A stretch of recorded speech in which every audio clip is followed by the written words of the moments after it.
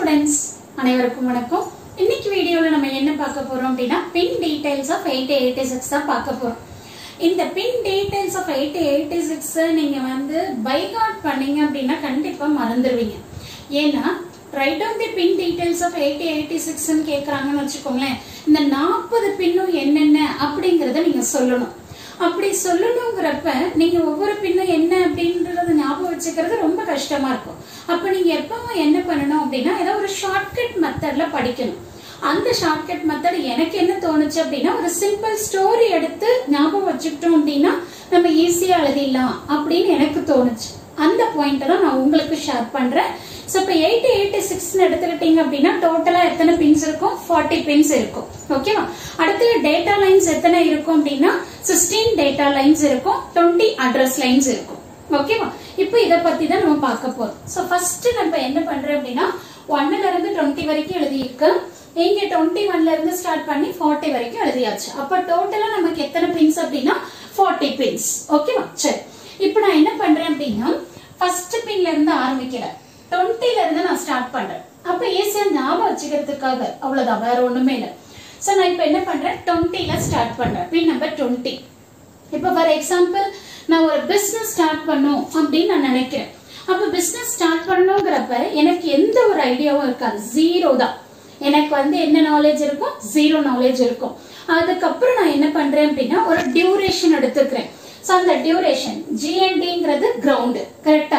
எனக்கு எந்த நாலேஜுமே இல்ல. அடுத்து நான் என்ன பண்றேன் அப்படினா ஒரு டியூரேஷன், ஒரு 3 months டியூரேஷனோ இல்ல 6 months டியூரேஷனோ எடுத்து நான் லேர்ன் பண்றேன். என்னென்ன பண்ணணும், ஒரு பிசினஸ் ஸ்டார்ட் பண்ணனும் அப்படினா அதுக்கு ஃபர்ஸ்ட் ஸ்டெப் என்ன, ரெண்டாவது ஸ்டெப் என்ன, மூணாவது ஸ்டெப் என்ன அப்படின்னு சொல்லிட்டு ஒவ்வொரு ஸ்டெப்பா நான் என்ன பண்ணிக்கலாம், லேர்ன் பண்ணிக்கலாம். அதுக்கு ஒரு டைம் டியூரேஷன் எடுத்துக்கிறேன். அதுதான் நம்ம என்னன்னு கொடுத்திருக்கோம், CLK ன்னு கொடுத்திருக்கோம். CLKங்கிறது கிளாக். ஓகேவா? இப்போ அந்த டியூரேஷன்ல எனக்கு நிறைய இன்ட்ரப்ட்ஸ் வரும். என்ன பண்றோம் அப்படின்னா நான் ஏதாவது பண்ணணும் அப்படின்னு நினைக்கிறப்ப அது நிறைய தடங்கள் வரும். எந்த ஒரு விஷயம் நம்ம பண்றோம் அப்படின்னாலுமே என்ன ஆகும், நமக்கு நிறைய தடங்கள் வரும். அதுதான் வந்து பாத்தீங்கன்னா INTRங்கிறது இன்டரப்ட் ரெக்வெஸ்ட். அடுத்தது NMI நான் மாஸ்கபிள் இன்டரப்ட்ஸ். இது ரெண்டுமே எனக்கு இன்டரப்ட்ஸ். ஓகேவா? அதுக்கப்புறம் இந்த இன்டரப்ட்ஸ் எல்லாத்தையும் நான் மீறி நான் என்ன பண்றேன் அப்படின்னு சொன்னீங்கன்னா ஒரு 15 கம்பெனில பாருங்க AD0 AD0ல இருந்து அப்படியே லைனா எழுதிட்டே போங்க AD14 வரைக்கும். 0ல இருந்து 14. அப்ப டோட்டலா எத்தனை இருக்கு? 15. ஓகேவா? அப்ப நான் என்ன பண்றேன் அப்படின்னா இந்த 16 அட்ரஸ் லைன்ஸ்ல டோட்டலா நான் என்ன சொன்னேன், 16 அட்ரஸ் லைன்ஸ் சொன்னேன். சாரி, டேட்டா லைன்ஸ் சொன்னேன். அடுத்தது அட்ரஸ் லைன்ஸ் எத்தனை சொன்னேன்? 20ன்னு சொன்னேன். அப்போ இந்த 16 டேட்டா லைன்ஸ்ல 15 டேட்டா லைன்ஸ் நான் இங்க யூஸ் பண்ணிருக்கேன். எதோட? அட்ரஸோட. ஓகேவா? அப்ப நான் என்ன பண்றேன் அப்படின்னா என்னோட ஐடியாஸ் என்ன, அப்படி இல்லைன்னா டிஃப்ரெண்ட் 15 கம்பெனிஸ்ல என்னென்ன பண்றாங்க, அவங்க எப்படி ஸ்டார்ட் பண்ணாங்க அப்படிங்கிற ஒரு ஹிஸ்டரியை நான் என்ன பண்ணிக்கிறேன், கலெக்ட் பண்றேன்.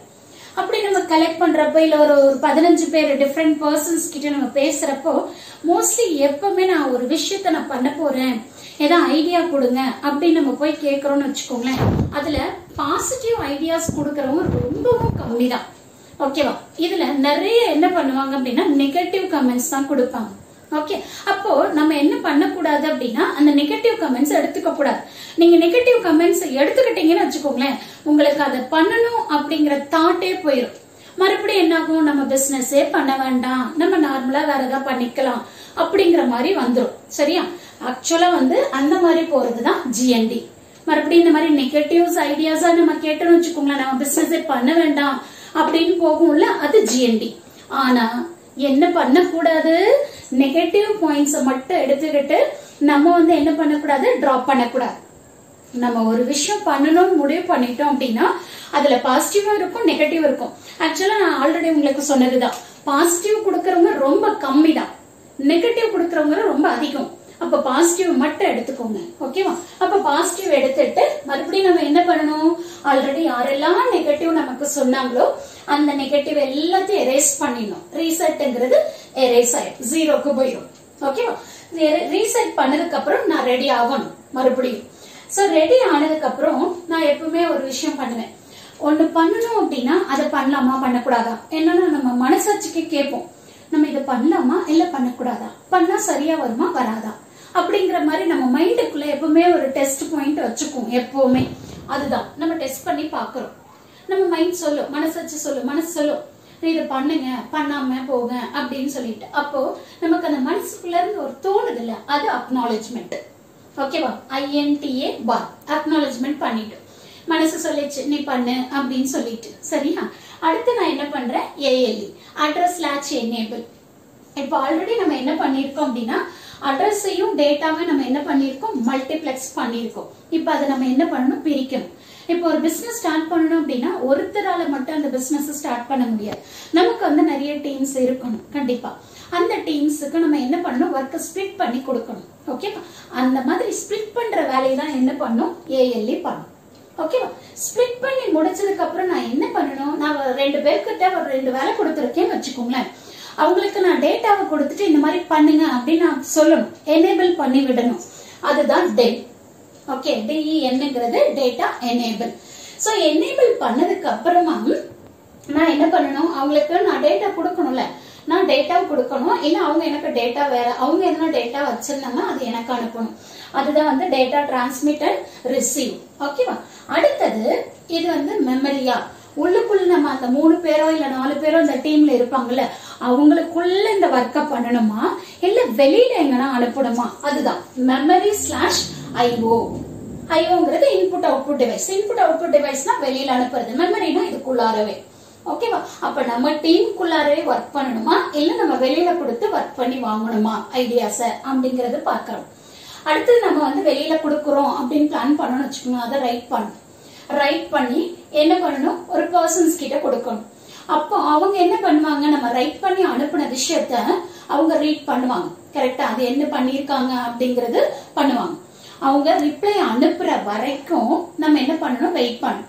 Hold acknowledgement. அக்னாலஜ்மெண்ட்டுக்கு அப்புறம் ஹோல்டுன்னு வரும். ஓகேவா? அடுத்து நம்ம என்ன பண்றோம் அப்படின்னா அவங்க அனுப்புனதை நம்ம என்ன பண்றோம், ரீட் பண்றோம். என்ன கமெண்ட்ஸ் கொடுத்திருக்காங்க அப்படின்னு சொல்லிட்டு அந்த ரீட் பண்ணதை வந்து அதிகமான கமெண்ட்ஸ் கொடுத்திருக்காங்களா இல்ல குறைவான கமெண்ட்ஸ் கொடுத்திருக்காங்களா அப்படிங்கறத நம்ம பார்க்கணும். இதை பார்த்து முடிச்சதுக்கு அப்புறமா நம்ம ஸ்டேட்டஸ். இது ஸ்டேட்டஸ் வந்து பாத்தீங்க அப்படின்னா அந்த ஐடியாஸ் எல்லாம் எந்தெந்த மாதிரி அவங்க சொல்லியிருக்காங்க அப்படிங்கறத நம்ம பார்க்கணும். S7, S6, S5, S4, S3. So இது எல்லாமே என்ன அப்படின்னு சொன்னீங்கன்னா ஸ்டேட்டஸ் சிக்னல். ஓகேவா? சோ இந்த ஸ்டேட்டஸ் எல்லாம் பார்த்துட்டு நான் என்ன பண்றேன், என்னோட ப்ராஜெக்ட நான் கம்ப்ளீட் பண்ணிக்கிறேன். என்னோட ப்ரோட்டோடைப் மாடல் ஏதோ ஒண்ணு நான் கம்ப்ளீட் பண்ணி சக்சஸ் ஆகிறேன். அப்போ ஒன்ஸ் நமக்கு சக்சஸ் வந்துருச்சு அப்படின்னா நமக்கு என்ன ஆகும், ஒரு புதிய தெம்பே வந்துடும். சரிங்களா? அப்ப VCCங்கிறது என்ன அப்படின்னா +5 volt power supply. So +5 volt power சப்ளைங்கிறது என்ன அப்படின்னு சொன்னீங்கன்னா நமக்கு வந்து எனர்ஜி கிடைக்கிறது. ஓகேவா? சோ அது வந்து பாத்தீங்கன்னா VCC. ஓகே. சோ இப்ப பாருங்க, இதுல வந்து நான் எதுக்கான பின் டீடைல்ஸ் நான் கொடுத்திருக்கேன் அப்படின்னு சொல்லி பாத்தீங்கன்னா மினிமம் மோடுக்கான பின் டீடைல்ஸ் நான் கொடுத்திருக்கேன். சோ அப்ப என்ன ஆகும் அப்படின்னா பின் நம்பர் 24ல இருந்து 31 வரைக்கும் உங்களுக்கு வந்து பாத்தீங்கன்னா இந்த பின்ஸ் மாறும். எந்த மோடுக்கு, மேக்ஸிமம் மோடுக்கு. இப்ப நான் இதுல எக்ஸ்பிளைன் பண்ணிருக்கிறது மினிமம் மோடுக்கான பின் டீடைல்ஸ் எப்படி ஞாபகம் வச்சுக்கணும் அப்படிங்கறத நான் உங்களுக்கு எக்ஸ்பிளைன் பண்ணிருக்கேன்.